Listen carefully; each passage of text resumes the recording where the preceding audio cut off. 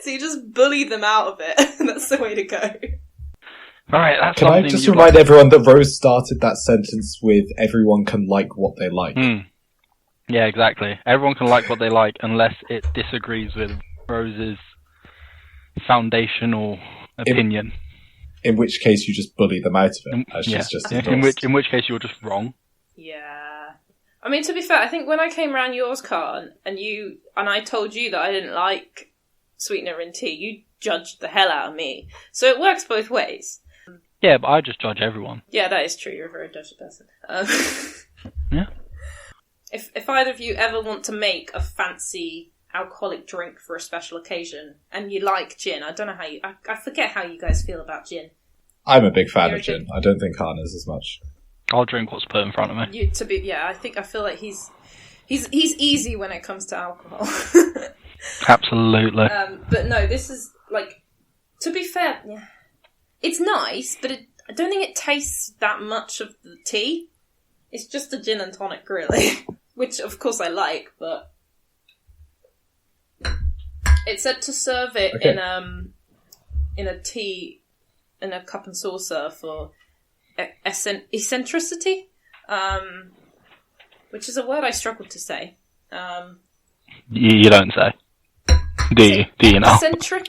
Eccentricity. It's okay, words are difficult Words sometimes. are really hard, especially when all you've eaten this afternoon is a banana and you're drinking alcohol. Right, you're having a pop at me for having coffee for breakfast. Yeah, because breakfast is the most important meal of the day.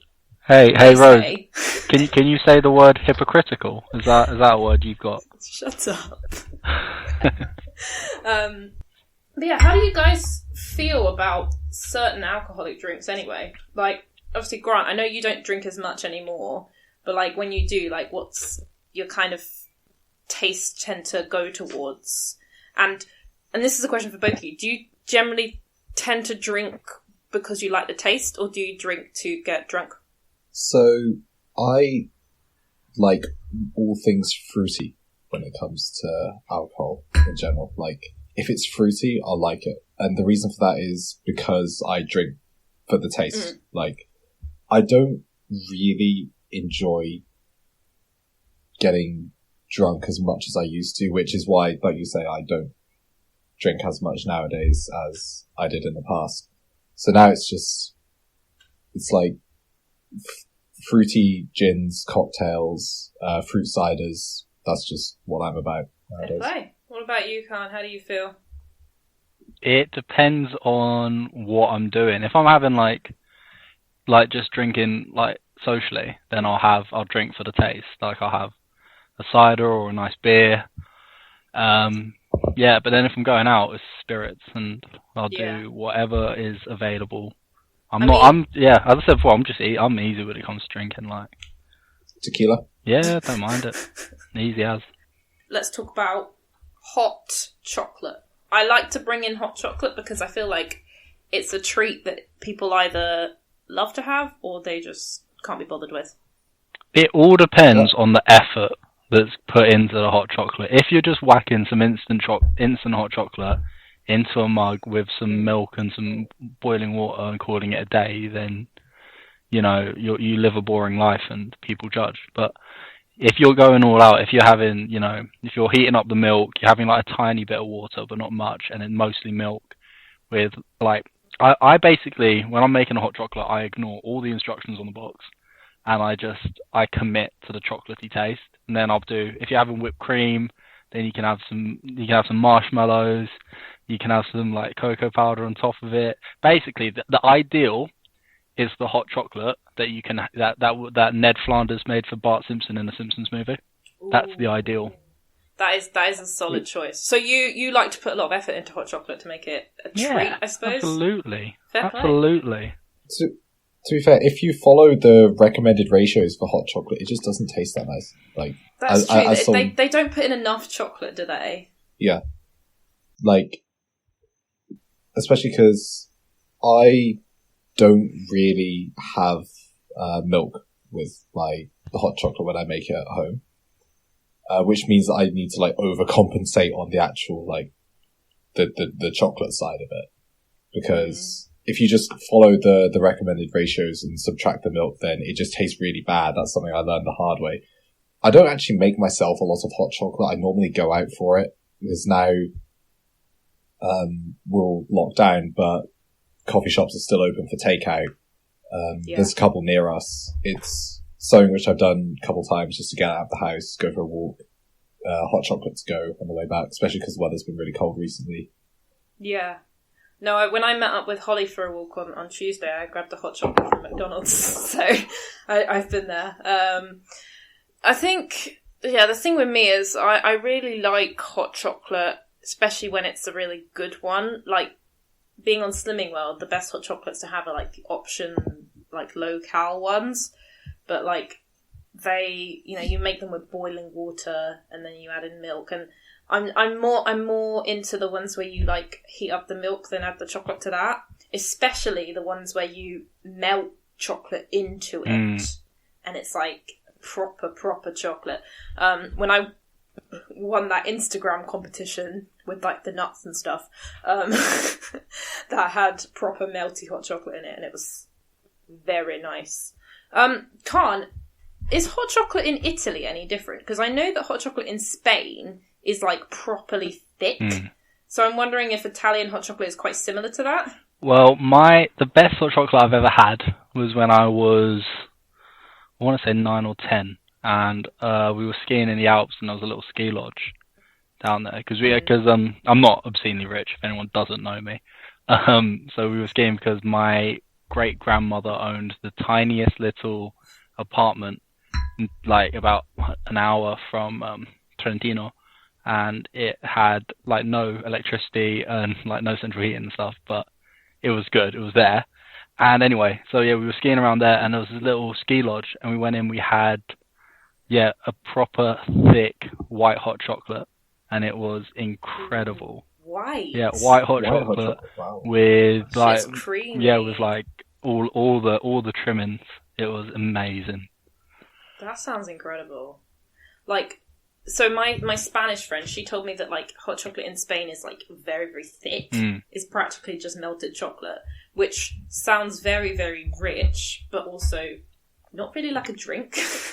Oh no, it's thick, but it's delightful. It's like it's really hard to describe, to be honest. But it's more of an experience when you're drinking it. Like you won't just like sip it and go for a walk. Like you'd sit down and somewhere and have it on like a cup and a saucer, and commit to it. I do feel like Brits are quite basic when it comes to their hot drinks, to be honest. Like, I feel like the hot chocolate is just like whatever's easiest to make. The tea is just like bog standard English breakfast, and then the coffee, for a lot of people, is just instant coffee. Brits are quite basic, which is sad. Like I much prefer like French powdered hot chocolate to like the stuff over here. It's just nicer. Final question on the tea bit. Give short answers and then we'll move on. What are your opinions on like milk? What kind of milk do you use? So I actually observed something relatively interesting the other day. Not observed, but like realized, I guess. So I'm not a vegan, but I do have non-dairy milk with my hot chocolate whenever I order it out. And I've noticed that whenever you order a hot chocolate with a non-dairy milk, they never ask you if you want cream with it, because they just assume that you're vegan and therefore that you can't have it. I don't know if you guys have noticed the same thing. I mean, the thing is, because I'm not vegan and I'm not that fussed about cow's milk, as in like some people really like cow's milk, some people don't. I don't generally bother to make the distinction, so never really had the issue. The only thing I will distinguish if they asked is I will ask for skim milk. I'm sorry, fight me. It's just because diet, I'm having a hot chocolate which isn't great, but I'm going to try and make it as good as possible. Damage limitation. Yeah, exactly. What about you, Wibio Khan? What are your milk opinions? I honestly don't have one. It's not something that's ever crossed my mind. I'd be lying if I said I thought about it before. Milk's milk. You're easy. I'm That's fair. just relaxed. I'm just relaxed. That's valid. Let's now move on to the final segment. Oh, what's that? Bitch, please. Alright. Let's talk about introversion and extroversion. So, I've known you guys a while, and I feel like you both are kind of like the yin and yang of introversion and extroversion in a way. Like, obviously, I don't think either of you are, like, entirely introverted or extroverted, but in that way, you're kind of opposites, and I lie somewhere in the middle. So, yeah, Grant, I feel like you're a bit more introverted. Would you agree with that? I think that is a fair statement. I would not say that I'm cripplingly introverted, but I do definitely place myself closer to the introverted end of the spectrum than extroverted, for sure. Yeah. And Khan, as you said earlier, you probably socialise more than either of us two. So it's fair to say that you're the most extroverted out of the three of us. Would you agree with that? Yeah, I think for me, a lot of it comes from doing a lot of team sports when I was really young, and so you kind of have to be like loud and proud, and otherwise people just won't take you seriously. So. See, and as I said, I feel like I lie between the both of you, probably slightly more on the extroverted side. However, it takes time to build up to that. So, like, when I first meet people, I'm extremely introverted and I want to... Yeah, we thought you were normal for a bit. Yeah, I know. Wild times, right? How wrong we were. Like, especially when I meet people for the first time and they're all like a group of people who know each other, I'm incredibly shy. I don't want to be around them. But obviously when I sort of build up the confidence to be sort of known, then I can't shut up and I like to hang out and shit. But I feel like I've almost become more introverted as I've got older.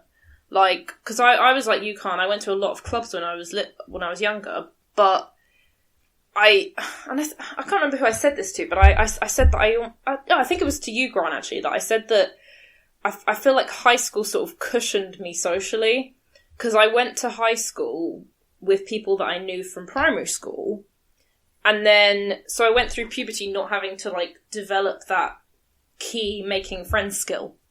And then I got to uni and I really, really struggled, and that sort of made me more introverted, because I was like, my housemates don't like me, therefore no one does. Which isn't the best mindset to have, but it kind of just spiraled that way. Like, I feel like I'm getting better, but that was basically how it went for me. Are your housemates listening to this podcast, Rose? No, they don't like me. I hate my two housemates from second year, and they know that. Like, I've unfriended them, unfollowed them, everything. Don't speak to them. They're just not very nice people. So yeah, get out of my life. Booted. But I think by that point, you'd sort of like establish yourself in other things at uni, hadn't you? To be honest, it was interesting what you were saying about how you became more introverted over time, because I think for me, personally, growing up, I was always more introverted, like, privately, but then I put on that I was a lot more extroverted, like, externally, just because, like, I think it's a different culture when you're playing football at, like, the sort of level that I did. Quiet people don't make it, especially in the position that I did.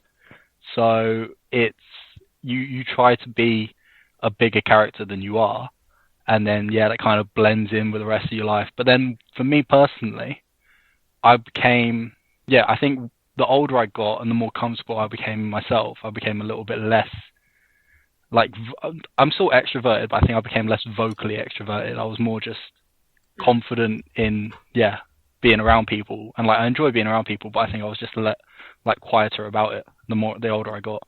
Yeah, no, I totally get that. What about you, Grant? Do you feel like you became a bit more extroverted over uni? I think there were times when I've gone through phases in my life where I have been incredibly extroverted for periods of time, and normally it's been after significant changes in my life. Like, obviously in your life, certain things happen, and then it fills you with motivation to actually, like, go out, live your life, meet a bunch of new people, like take up a bunch of new hobbies. And normally it came at like the start